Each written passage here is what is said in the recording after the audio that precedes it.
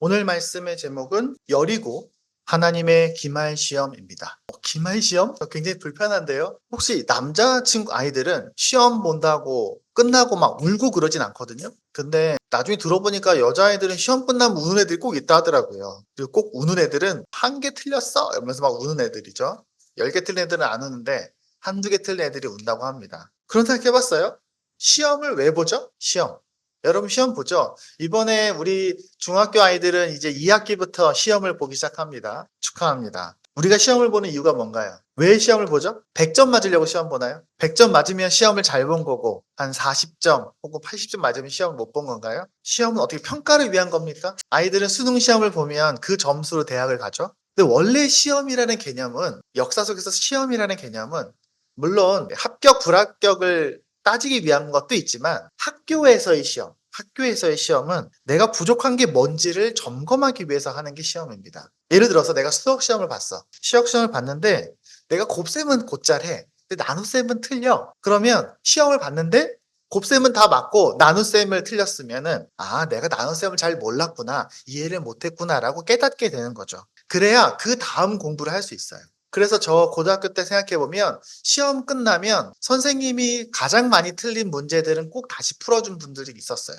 그리고 뭐 틀렸는지 꼭 기억하라고. 그래서 저 고등학교 3학년 땐 오답 노트가 있었어요. 영역별로. 국어 영역에서 틀리면 그 틀린 거를 오려갖고 붙였어요. 그게 굉장히 중요한 시험 공부 방법 중에 하나였습니다. 만약에 우리가 시험이 100점 맞는 게 목표다. 시험의 목표는 100점이야라고 생각한다면 어떤 일이 벌어집니까? 예를 들면 내가 시험 보다가 잘 모르는 옆에 있는 친구가 보였어. 나 이거 도저히 모르겠는데. 그래서 내가 그 친구 걸 보고 만약에 답을 써서 100점을 맞았다면 나 100점 맞았어.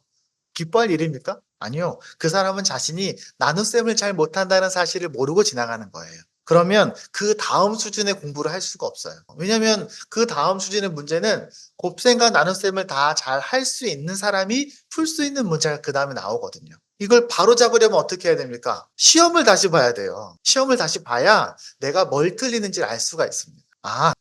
내가 곱셈은 잘하는데 나눗셈은 내가 잘 모르네? 그래야 그걸 다시 공부할 수 있겠죠. 그게 시험의 목적입니다. 오늘 본문은요, 되게 유명한 성경 속에 나와 있는 기말 시험 같은 이야기입니다. 여리고 사건. 이게 왜 기말 시험인가요? 여리고 사건 알아요? 여리고 사건? 우리 어른들은 다 알 수 있어요. 아이들은 잘 모를 수 있어요. 여리고 사건. 여리고 사건이 뭐냐? 이스라엘 백성들이 예전에 어디 살았어요? 출애굽기 하기 전에 이집트에서 노예로 살았죠. 노예로 살다가 이 사람들이 하나님 살려주세요, 살려주세요 기도를 해서 하나님이 그들을 탈출시켜 줍니다. 그게 출애굽이에요. 출애굽을 해서 40년 광야 생활을 하고 나서 드디어 약속의 땅으로 들어가게 됩니다. 지금의 이스라엘 땅이죠. 그 땅으로 들어가는데 그 땅에 들어가는 바로 관문, 바로 그 지역으로 통과하는, 왜냐하면 이스라엘에 이렇게 있으면 이스라엘 아래쪽에는 사람들이 지나가기 힘든 지역이에요. 그래서 이스라엘을 이렇게 보면 해안가로 들어가거나 아니면 돌아서 사해바다 위쪽으로 들어가게 되어 있어요. 그럼 사해바다 위쪽으로 들어가는 그 바로 입구가 바로 여리고가 거기 있는 겁니다.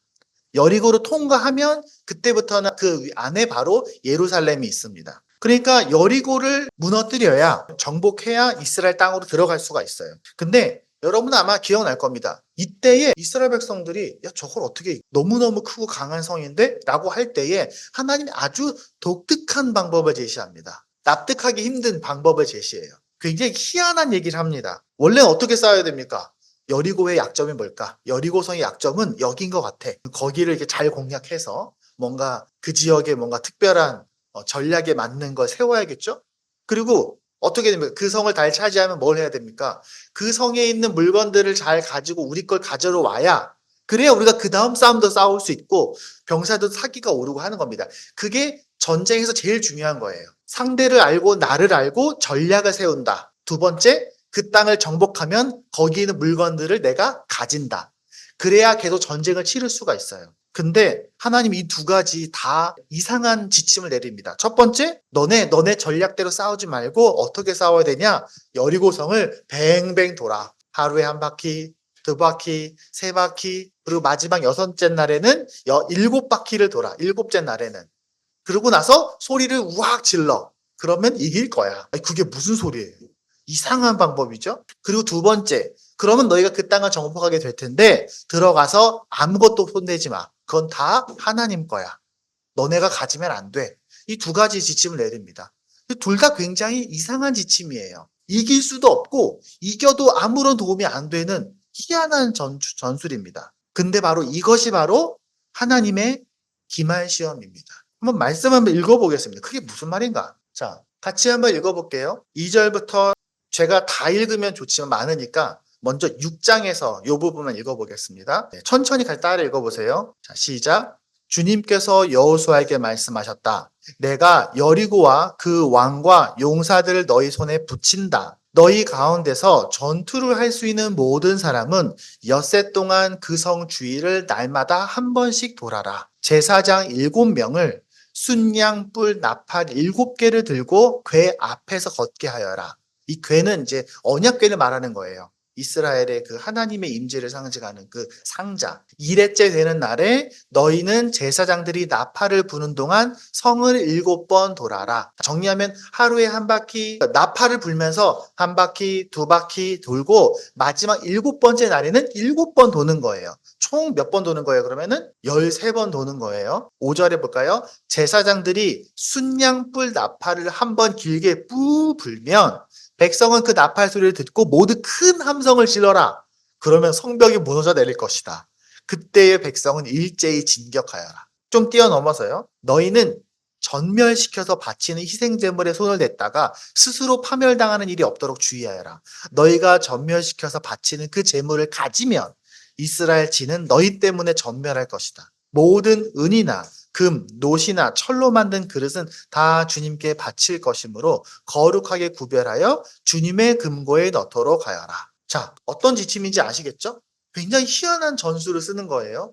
네. 이 전투가 잘 끝났을까요? 잘 끝납니다. 아주 잘 끝납니다. 실제로 13바퀴를 돌고 우악 소리를 지르니까 여리고성이 와르르 무너집니다. 그러면 그 다음 전투를 잘 이어갔을까요? 시험을 잘 봤으니까? 아니요. 그 다음 시험에서 박살이 납니다. 왜냐하면 이 여리고성 다음 성이 바로 아이성이거든요. 자, 7장에 이런 내용이 있습니다. 한번 같이 또 읽어보겠습니다. 이스라엘 자손이 전멸시켜서 주님께 바쳐야 할 물건을 잘못 다루었다.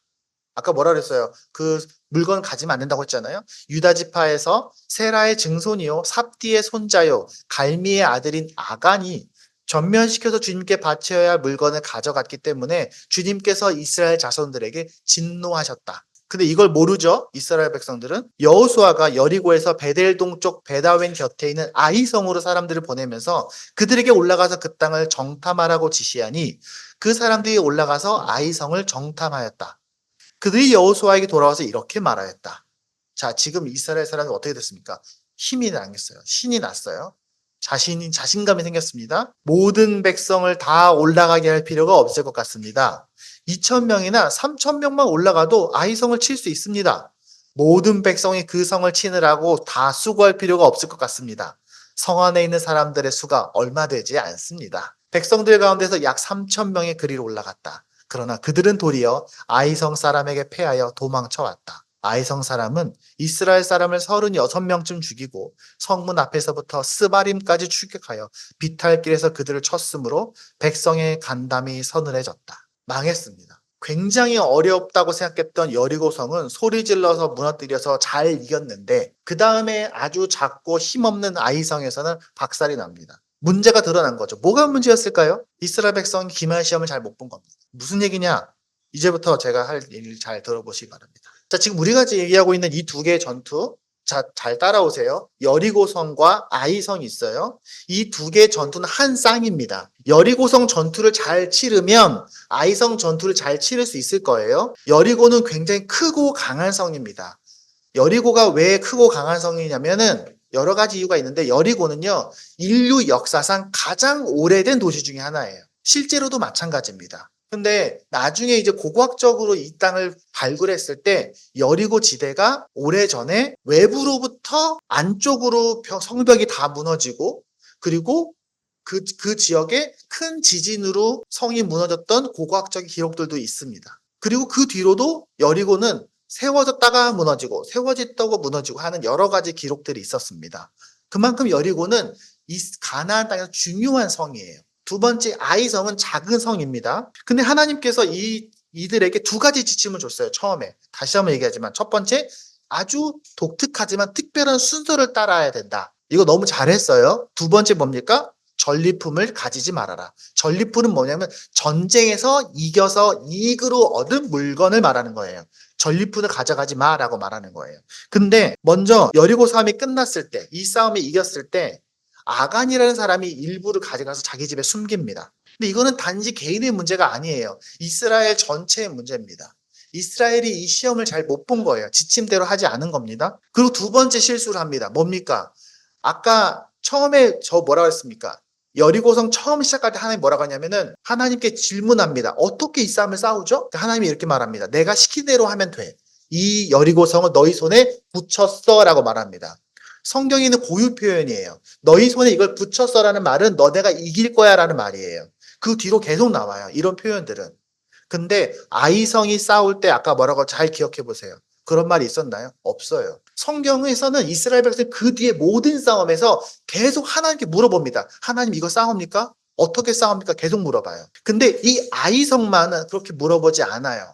이스라엘 보기도 만만했던 거죠. 그래서 아이성을 싸울 때 하나님께 물어보지 않습니다. 그리고 하나님도 이 성을 너희 손에 붙였어라는 표현을 하지 않습니다. 그래서 대판 깨집니다. 이 사람들이 시험을 잘못 본 거예요. 하나님이 이 싸움을 왜 싸우게 하셨을까요? 왜 여리고를 이런 방식으로 싸우게 하셨습니까? 여러분 처음에는요 이 사람들이 하나님 시킨 대로 잘했어요. 하루에 한 바퀴씩 7번째 날에 7바퀴 소리 질러 잘했습니다. 그래서 무너집니다.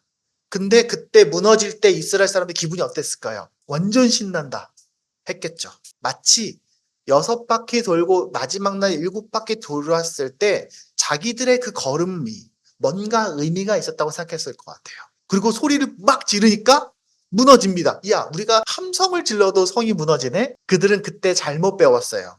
노력하면 하나님이 주시는가 보다. 우리가 굉장히 옛날보다 강해졌나 보다. 옛날에는 우리가 너무 약한 줄 알았는데 이제 우리가 성장했어. 나 이제 컸어. 그래서 내가 이제 뭐든지 스스로 할 능력이 있구나. 이야, 우리가 여리고를 이겼어. 이제 가나안 땅은 우리가 좀 정복할 수 있겠구나. 누구 힘으로? 우리 힘으로. 이제 나 잘할 수 있어. 우리도 그럴 때가 있습니다. 여러분의 삶을 내가 잘 알고 있어요.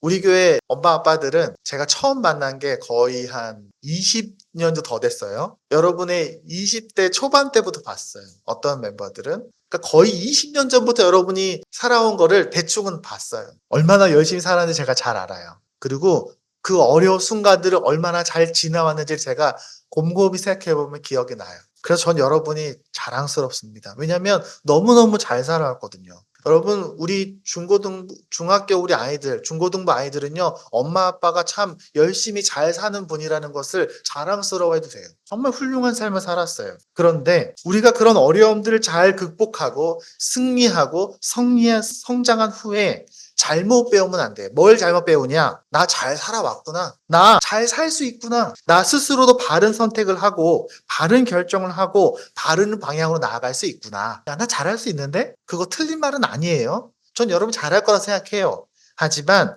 우리가 거기서 배워야 되는 것은 따로 있어요. 뭔가 잘 됐을 때, 승리했을 때, 어려움을 극복했을 때 우리가 배워야 될 건 따로 있어요. 우리 애들도 마찬가지예요. 우리 아이들도요. 항상 쉽지만은 않아요. 애들도 힘들어요. 학교 다니는 거 힘들죠. 얼마 전에 우리 유럽에 간 친구들 얼마나 힘들었을까요? 그 열정이 그 수고가 얼마나 어려웠을까요? 그것이 끝나고 아이들은 굉장히 자신감에 넘쳤을 겁니다. 옛날에 우리 승현이 부산 갈 때 자전거 탈 때 얼마나 힘들었습니까? 하지만 승현이 그것을 잘 극복했을 때 얼마나 우리가 승현이를 자랑스러워했던가요? 유아가 고등학생으로서 우리 교회에서 제일 큰 언니로서 누나로서 그 살아가는 삶 자체가 너무너무 어려운 일입니다. 근데 거기서 배워야 될 게 많은데 나 잘하고 있구나. 나 스스로도 잘 살 수 있구나. 그것만 배우면 안 됩니다. 저도 그럴 때가 있어요. 목사님은 어떤 때가 그럴까요? 가끔 제가 설교를 하고 나서 설교가 끝나고 오늘 설교 내가 너무 힘이 났어. 설교하면서 막 설교 듣는 사람들 눈이 초롱초롱해. 나도 기분 좋을 때가 있겠죠? 제가 설교만 하는 게 아니죠. 어디가 상담을 할 때도 있습니다. 상담을 하면요. 상담 받던 친구 막 눈물을 펑펑 흘리면서 막 회개할 때가 있습니다. 내가 복음을 전하니까 정말 예수 그리스도가 저의 삶의 제 주인이시군요 하면서 막 복음을 막 마음속에 깊이 막 깨닫는 것처럼 보일 때가 있습니다. 제가 강의를 하거나 모임을 했는데 너무 좋아할 때가 있어요. 그러면 이런 생각이 들어요. 아, 나 이거 잘하는구나. 근데 하나님이요, 여리고성에서 그 승리를 하던 그 순간에 가르쳐 주고 싶었던 건 그게 아니에요. 이스라엘은 잘못 배웠어요. 그들이 배워야 됐던 게 뭡니까? 자, 다시 얘기할게요. 그들은 두 가지 지침을 따랐어야 했어요. 첫 번째, 하나님의 지시를 잘 따라라. 내가 너에게 좀 희한한 걸 시킬 거야. 그대로 해. 그리고 나서 이 싸움이 끝나서 승리할 텐데 절대로 너가 뭐 가져가면 안 돼. 이건 하나님 거야. 왜 그러셨을까요? 여러분, 그러면 그런 생각을 할 수 있죠. 목사님, 그러면 성경에 다른 내용은 없습니까? 성경에 전쟁 얘기가 되게 많아요. 다른 전쟁에서 그런 일이 없나요? 없어요. 그 다음 전쟁에서는요, 너네가 다 나눠 가지라고 말해요. 그 다음 전쟁에서는요, 하나님이 전략을 세워줘요. 얘들아, 너네는 여기에 숨어 있다가 여기서 싸워. 너네는 여기 이 전쟁은 이렇게 했다가 이렇게 했다가 이렇게 해. 하나님께서 되게 전략을 가르쳐 주세요. 그러니까 지금 이 여리고성 아이성 싸움, 이 싸움의 그 뒤인 싸움들에서는 이런 지시를 내리지 않아요. 근데 하나님 왜 이 여리고에서는 그런 싸움의 지시를 내리셨을까요? 40년 동안 이스라엘 백성들이 뭐 했습니까? 40년 동안 광야에서 하나님이 누구신지를 배웠어요. 일도 안 했어요. 유대 이스라엘 사람들은요. 40년 동안 아침에 일어나면요, 하나님 먹을 거 줬어요. 그 먹을 거 먹어. 그럼 그 다음날 뭐 했어요? 그냥 하루 종일 하나님에 대해서 배우는 거예요. 그리고 하나님의 백성으로 뭘 살아야 되는지 모세가 계속 가르쳐 줬어요. 그러니까 40년 동안 잘 배운 거예요. 그러면 마지막에 물어보는 겁니다. 너네가 잘 배웠는지 이 첫 번째 여리고 전투에서 내가 물어볼 거야. 이 얘기입니다. 너희가 잊어서는 안 돼. 너희는 반드시 나와 같이 가야 돼. 한 걸음을 걷더라도 나랑 같이 가야 돼. 물론 너희는 잘할 수 있어. 근데 내가 너에게 승리를 안겨줄 거야. 그런데 나 없이 하는 건 아니야. 너희의 인생의 주인은 나야. 내가 너에게 많은 걸 줄 거야. 하지만 결국 그 모든 것들이 나로부터 왔음을 잊어서는 안 돼. 내가 너희의 주인이야. 내가 너희의 왕이야. 그걸 배우라는 겁니다. 점검하는 거예요. 이스라엘 백성은 여리고의 승리 위에 이후에 모든 것을 하나님께 다 드렸어야 했습니다. 그건 아간 한 사람의 문제가 아니에요. 이스라엘 전체 공동체의 문제입니다. 그리고 그들이 아이성 전투를 하기 전에 하나님께 물어봤어야 했어요. 하나님, 이 싸움 싸워야 됩니까? 어떻게 싸웁니까? 그럼 하나님 말해줬겠죠. 너네 아직 준비 안 됐어. 너네 중에 어떤 사람이 내 물건 가져갔어. 라고 말해줬겠죠. 근데 이스라엘 물어보지 않아요. 아까 여리고성 처음에 2절에서 우리가 아까 읽었던 말씀 기억합니까? 내가 여리고와 그 왕과 용사들 너희 손에 붙인다 라고 말합니다. 그리고 이기는 거예요. 그들은 하나님의 이 마지막 기말 시험에서 낙제점을 받은 겁니다. 그들은 그들의 부족함을 깨달았어야 했습니다. 아, 내가 나눗셈을 못하는구나. 내가 곱셈은 잘하는데 나눗셈은 잘 몰라. 이해를 못했어. 우리도 그렇습니다. 우리도 삶에서 많은 어려움을 만납니다. 그리고 그것들을 극복하죠. 우리는 그럴수록 성장하고요. 경험이 쌓이고 능력이 쌓여요. 그럴수록 우리는 점점 어른이 되어갈 거고요. 지혜로운 사람이 될 겁니다. 지혜로운 사람이 될 겁니다. 근데 그런 문제를 해결할 때마다 절대로 잊어서는 안 되는 것이 있습니다. 하나님을 앞서 나가지 마라. 내 삶의 주인은 하나님이야. 열심히 살아야 되지만, 물론 스스로 고민하고 노력해야 되지만 한 걸음도 하나님 없이 나아가면 안 돼. 예전에 우리가 승현이랑 대응 삼촌이 부산 갈 때 우리는 기억하고 있습니다. 두 사람의 체력이 좋아서 그냥 갔습니까? 아니요, 저는 그렇게 생각하지 않아요. 물론 그렇죠. 열심히 노력했어요. 하지만 우리가 그 일을 위해서 3달 동안 기도했어요. 그날 아침에도 기도했고요. 우리는 이 아이가 어디 가는지를 계속 생각하면서 기도했어요. 우리 교회가 함께 간 거예요. 우리 유럽에 갔던 세 친구 가기 전 몇 달 전부터 우리 계속 기도했습니다. 우리는 그 과정을 통해서 우리 아이들이 배우길 원해요. 하나님이 우리와 함께 하셨고 우리는 하나님과 멋진 일을 했어 라고 배우길 원합니다. 우리에게도 이 일은 똑같습니다. 여러분이 여리고 앞에 서 있습니까? 여리고 앞에 서 있다고 느낍니까? 걱정하지 마세요. 하나님이 우리와 함께 하실 겁니다. 용기를 주실 겁니다. 혹시 여러분의 삶이 너무나 쉽습니까? 너무나 사소한 일이라서 하나님 없어도 나 이거 할 수 있을 것 같습니까? 아니요. 아무리 사소한 일이라도 두려움과 겸손함으로 기도하면서 해야 됩니다. 하나님, 내가 아주 쉬운 일이지만 그럼에도 불구하고 나 하나님께 의지하고 일을 합니다 라고 기도해야 돼요. 말씀을 맺겠습니다. 제가 아까 설교 얘기했잖아요. 제가 이제 목사님들한테 설교 아카데미에서 강의를 합니다. 모임도 진행하고. 근데 그 공부하는 책에 이런 내용이 나와 있어요. 한 남자가 목사님께 와서 이렇게 얘기합니다. 목사님, 오늘 설교가 너무 은혜로웠어요. 그러니까 목사님이 이렇게 그 사람에게 대답합니다. 아, 그래요? 감사합니다. 근데 당신이 저한테 그렇게 얘기해 주기 전에 사탄이 먼저 나한테 와서 오늘 설교 너무 좋았다고 말해줬어요. 목사님이 시험을 잘 보신 거예요. 설교하고 나서 사람들의 눈빛이 너무 좋고 자기 마음이 흡족해질 때 사탄이 나에게 그 말하는 걸 목사님이 알아들은 겁니다. 여리고 싸움이 끝났을 때 사탄은 이스라엘에게 이렇게 말했을 거예요. 이야, 너희 정말 대단하다.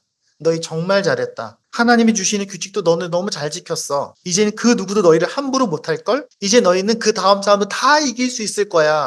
너희는 정말 훌륭한 군대니까. 이제 어떤 성읍도 너희에게 이길 수 없을걸? 정말 잘했어. 근데 너네 이렇게 고생했는데, 이렇게 잘하는데, 이렇게 훌륭한데, 그거 하나도 가지면 안 되는데? 그 모두 다 하나님께 다 드려야 되는데? 라고 질문했겠죠. 여리고와 아이 사건을 통해서 하나님은 우리에게도 중요한 메시지를 가르쳐 주십니다. 승리의 순간에도 실패의 순간에도 우리의 삶은 온전히 하나님께 달려 있습니다. 우리가 성공을 맛볼 때, 잘해야 될 때, 우리의 능력 때문이라고 난 잘할 수 있었어. 내가 원래 잘하니까라고 착각하지 않기를 바랍니다. 혹시 우리가 실패를 경험하더라도 혹은 쉬운 일을 보더라도 그게 우리의 끝이 아니라는 것을 기억하십시오. 하나님은 우리의 모든 상황 속에서 함께 하시고 우리의 부족함을 일으키시고 우리로 하여금 계속 나아가게 하실 겁니다. 언제? 우리가 시험을 잘 볼 때. 여러분, 한 주의 시작은 어떻게 시작합니까? 우린 이 일주일을 주일로 시작합니다. 여러분 달력에 보면요. 일요일이 제일 앞에 있어요. 교회에서 만든 달력은 일요일이 제일 앞에 있어요. 어떤 달력은 일요일이 뒤에 있잖아요. 기독교에서 만든 달력, 한국에 만든 많은 달력이 일요일이 맨 앞에 있어요. 이게 되게 한국 교회가 열심히 노력한 덕분이에요. 물론 뒤에 있는 달력들도 있지만 여러분 이 주일 아침에 여기에 와 있는 것만으로도 여러분은 여리고성을 점령한 것처럼 승리하신 겁니다. 잘하신 거예요. 마치 이스라엘 백성들이 여리고성을 13바퀴 돌아서 소리를 질렀을 때 그 성이 무너진 것처럼 여러분 인생에 있는 수많은 성들은 여러분의 마음속에 있는 수많은 성들은 이곳에 와서 우리가 같이 찬양하고 기도한 그 소리만으로 이미 이긴 겁니다. 제일 중요한 싸움을 잘한 거예요. 이제 우리는 일상의 작은 아이성들 앞으로 나아가게 될 겁니다. 여러분의 직장에서, 가정에서, 학교에서 만나는 사람들의 모든 작은, 크고 작은 일들 속에서 그 상황 속에서 우리의 삶에 하나님이 우리 삶의 주인이라는 것을 하나님 없이는 우리가 아무것도 할 수 없다는 것을 다시 한번 기억하길 바랍니다. 우리가 매일 아침 말씀 읽고 기도할 때 그렇게 출근하고 하나님 매일 아침 우리가 하루 시작할 때 하나님 내가 하나님 없이는 오늘 하루 아무것도 못합니다. 하지만 내가 하나님과 함께 있기 때문에 내가 오늘 하루 무슨 일을 만나든지 나는 반드시 이길 수 있습니다. 라고 기도하면서 하루하루를 시작하길 바랍니다.